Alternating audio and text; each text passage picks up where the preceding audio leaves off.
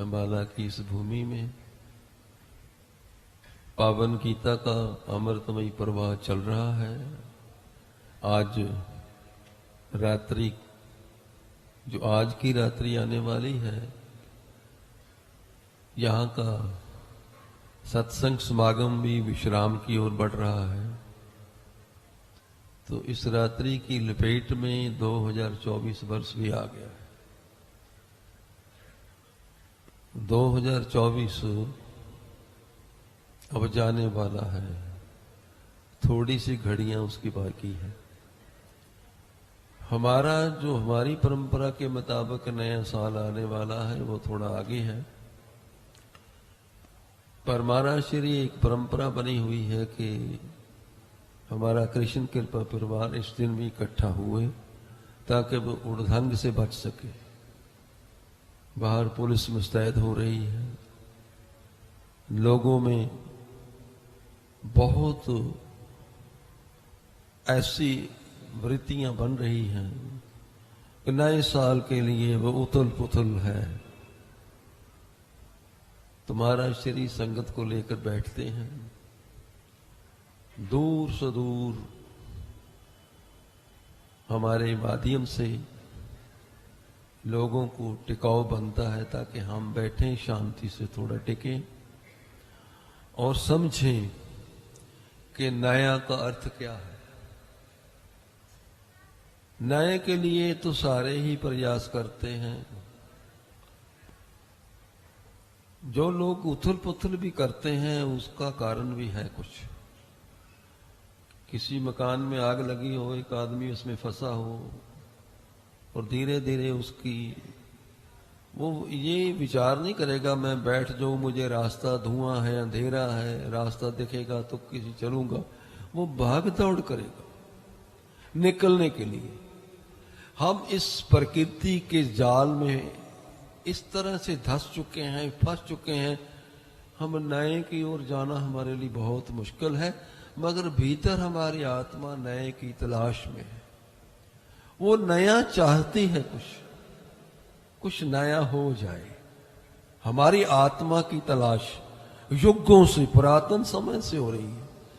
पर कैसे निकले इस प्रकृति के चक्कर से बाहर, ये थोड़ा विचार नहीं आया है। प्रकृति कहां तक फैली है? जहां तक हमारी दृष्टि जा रही है, प्रकृति ही प्रकृति।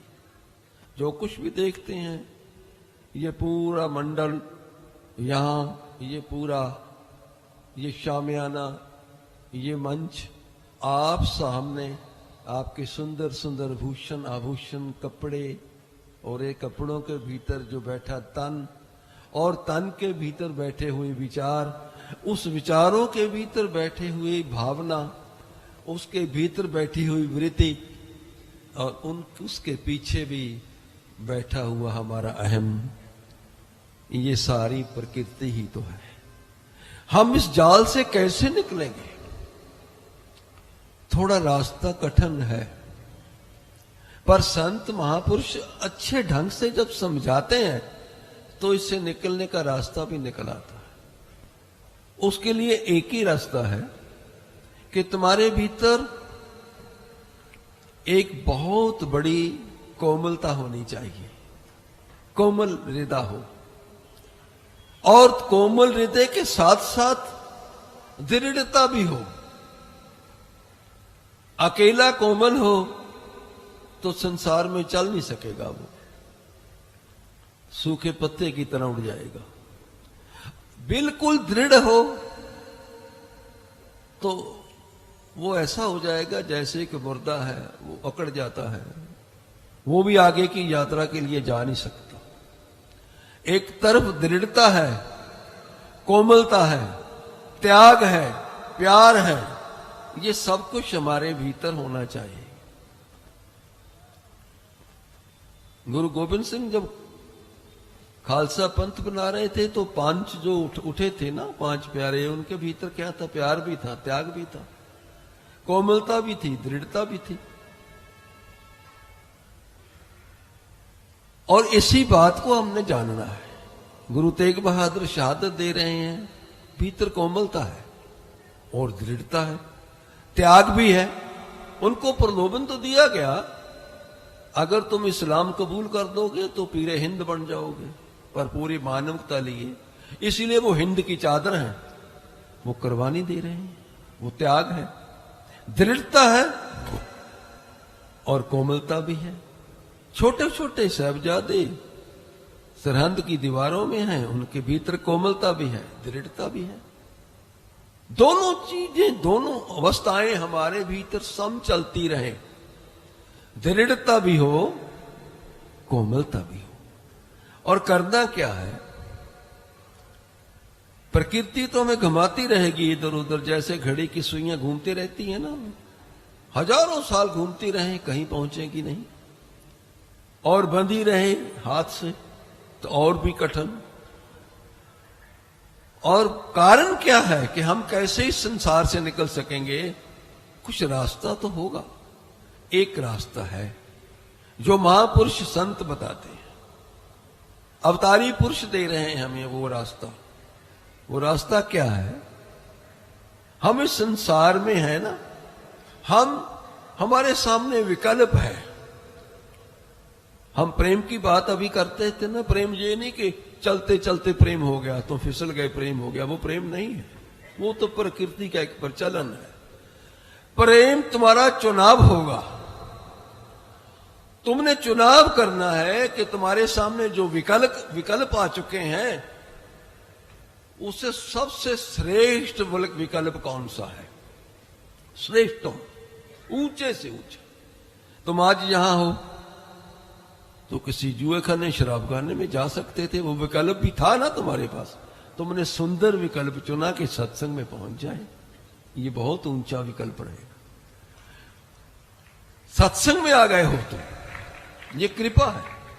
विकल्प ऊंचा चुना आपने, चुनाव ऊंचा था कि महाराज स्वामी ज्ञानानंद जहां है, अभी अभी हमारे मार्कंडेय जी ने कितना प्यारे से शब्दों से उनके जीवन को, हमारा गीता ज्ञान संस्थानम को और सारी घटनाओं को कैसे तो हमारे सामने पेश किया है। वो बड़ा सुंदर विवरण रहा, उनके लिए साधुवाद है। तो हमारे सामने हमने क्या करना है? सबसे ऊंचा विकल्प हमने चुनना है। हम उस असीम तक नहीं जा सकते। यदि हम सोचे कि हम असीम तक पहुंच जाएंगे तो थकावट हो जाएगी, हम चिंता में पड़ जाएंगे, हम असीम में कैसे पहुंचेंगे? तो इतना करो, तुम जहां तक जितना ऊंचा जा सकते हो उतना ऊंचा जाने का प्रयास करो। तुम्हारा जहां कद है, तुम 100% वहां तक चले गए हो, तो कोशिश करो 101% बनने की, 1% और ऊंचा।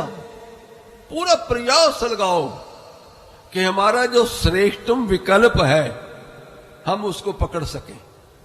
श्रेष्ठतम विकल्प उसको हम पकड़े, ऊंचे से ऊंचा होने का प्रयास करो। कोशिश करो हमारा हर दिन पहले दिन से थोड़ा श्रेष्ठ हो जाए, हर पल पहले पल से श्रेष्ठ हो जाए, हर समय पहले से श्रेष्ठ हो जाए। और समय तो ऐसा जो निकल गया, अब 2024 कोई वापस ला ही नहीं सकता। कुछ समय के बाद ये अलविदा कर जाएगा। कोई संसार की शक्ति इसको वापस नहीं ला सकती। 2023 कहां है? वो तो डेड है, खत्म हो गया। ये अभी विदा होने ही लगा है। समय बहुत वैल्यूएबल है, एक एक सेकंड उसको संभालना है। एक एक सेकंड में तुमने और ऊंचे से ऊंचा, जितना ऊंचा हो सकते हैं उतना तुम प्रयास करो, विकल्प ऊंचा लो। अभी भगवान श्री कृष्ण अर्जुन को क्या कहते हैं? अर्जुन को कहते हैं, अर्जुन पर्वतों में मैं हिमालय हूं। विचार से सुनो, क्या भगवान श्री कृष्ण उनकी ऊंचाई हिमालय जितनी ही है? हिमालय तो 29,000 फुट है ना। भगवान श्री कृष्ण तो अवतार हैं, पैगंबर हैं, ब्रह्म हैं, परमात्मा हैं, उनकी ऊंचाई तो असीम है। तो कह रहे हैं हमें वो सूत्र कि सबसे ऊंचा पर्वतों में मैं हिमालय हूं, शस्त्रधारियों में मैं राम हूं, और वृक्षों में मैं कल्प वृक्ष हूं, नदियों में मैं गंगा हूं, गायों में मैं कामधेनु हूं। ऊंचे से ऊंचा संकल्प जो हम ले सकते हैं उसको पकड़ लें। जब सबसे ऊंचा संकल्प हम पकड़ लेंगे ना, तो आगे की कृपा वो ताकत करेगी स्वयं। तुम्हारे हिस्से तो इतना ही है, गुरबाणी में भी आता है, चरण शरण गुरु एक पैंडा जाई चल। कहते एक कदम उसकी तरफ उठाकर देख लो, सतगुरु कोट पैंडा आगे हुए लेत। एक बच्चा, उसका पिता भी उस बाग में है, उस बाग में किसी फ्रूट को तोड़ने की कोशिश करता है। फ्रूट उसकी ताकत से ऊंचा है, बड़ा है, आगे है, मगर वो छलांग से छलांग, छलांग से छलांग लगाए जा रहा है। पूरा यत्न लगा रहा है कि मैं इस फ्रूट को पकड़ूंगा पकड़ूंगा पकड़ूंगा। हम जानते हैं वो कभी पकड़ नहीं सकता, मगर वो दिल नहीं छोड़ता, पकड़ने का प्रयास करता रहता है। उसके पिता को पता चल गया तो वो स्वयं उसको उठाकर वहां तक पहुंचा देता है कि ले बच्चे, फ्रूट अब तोड़ लो। परमात्मा तो तुम्हारे लिए ठहरा है कि बेटा तुम मेरी गोद में आ जाओ। वहां उस असीम तक तो परमात्मा स्वयं तुम्हें ले चला जाएगा। बहुत छोटे छोटे से सूत्र है, बस इतना ही करना है। जहां आए हो उसकी कृपा से जहां हो, ये कृपा है महाराज श्री, ये भी हमारी एक परंपरा बनी हुई। मैं जब जे 31 दिसंबर आता है ना, हम कल भी आने वाले थे पर कीर्ति ने आने नहीं दिया, रास्ते बंद थे।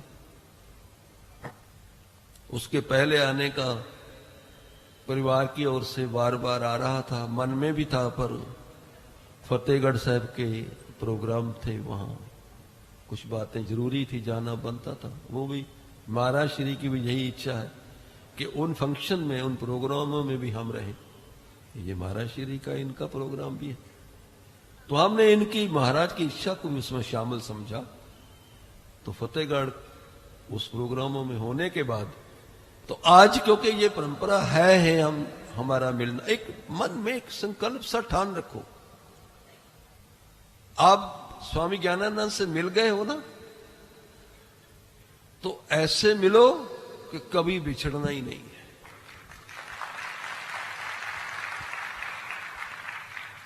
मिलन वो कहते हैं, प्रेम उसको कहते हैं। पहला तो प्रेम है तुम्हारा चुनाव, श्रेष्ठ से श्रेष्ठ तक पहुंचो और चुनाव करो, और आखिर में प्रेम ऐसा हो कि तुम विविश हो जाओ, इतने विविश हो कि तुम छोड़ ही नहीं सकते। क्या गुरु गोविंद सिंह के 5 प्यारों ने गुरु गोविंद सिंह को छोड़ा था कभी? उन्हें सिंहों ने छोड़ दिया था चाड़ी, जो चमकौर की गढ़ी में। और वो देख रहे हैं 10 लाख की फौज सामने है, हमारे बचने का कोई भी कारण नहीं है, कोई भी कारण नहीं, तो भी खड़े हैं। पता ये रात्रि है, सुबह नहीं रहेंगे। बड़ी दृढ़ता है ना। तो अवतारी पुरुषों की हर बात में एक सीक्रेट है। गुरु गोविंद सिंह ने कभी कह दिया था ना किसी समय, 1.25 लाख से एक लड़ाऊं तबे गोविंद सिंह नाम कहाऊं।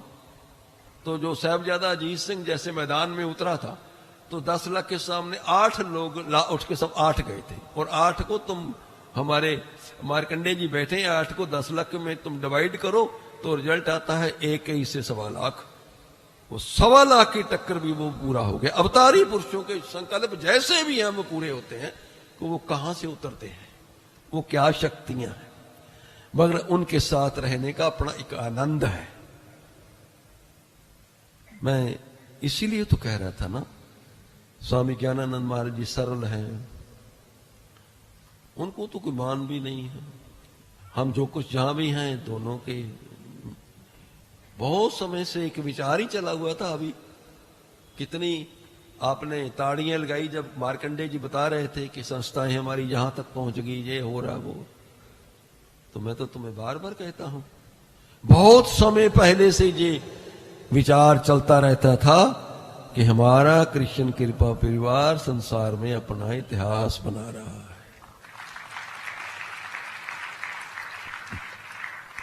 आज क्योंकि ये साल विदायगी पर है, कुछ पल बचे हैं, समय को समझो। समय बहुत कीमती है, एक पल भी निकलता है ना तो वापस कभी नहीं आता। एक पल को भी यदि समझो ना, एक सेकंड का भी डिवाइड कर लो, एक 2000 पेपर हैं अलग अलग, एक कटर उसको 2000 को एक सेकंड में काट दे, और एक पेपर एक कितने समय में काटा गया, एक सेकंड के 2000 में हिस्से तक, तो भी समय दिखाई दे रहा है। समय बहुत कीमती है, इसको समझो। यदि समय को सत्संग में ला ले तो आ गए हो, ये उसकी कृपा है, उसकी मौज है, उसकी मौज का आनंद लो। और बहुत बड़ी कृपा होती है जब सही सच्चा संत जीवन में मिले और वीतराग पुरुष हो, ये कृपा है।